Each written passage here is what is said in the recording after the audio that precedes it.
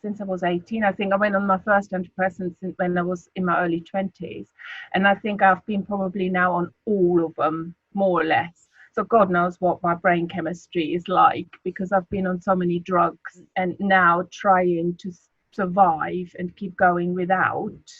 I think the message of depression always tells you you're broken, you're not good enough, you're inadequate, you're a faulty human being.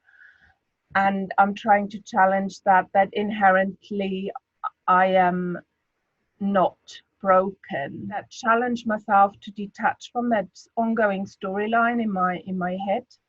I just want to find some more peace so I can be a positive influence on other people in my life.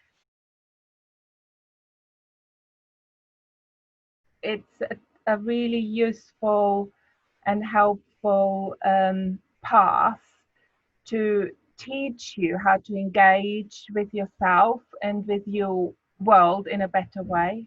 When you increase this awareness, it's like, oh my God, you know, there is another way. You are not doomed forever, kind of thing. You are not trapped in this horrible prison forever. You know, it might take time. And I think it's really important to kind of sit down and not expect anything really, you know, and have an open mind to just let it be. Because I think we can be incredibly judgmental, and I can certainly be my harshest critic. Spirituality and meditation teaches you over and over and over again to be kinder to yourself, which does not come naturally to me.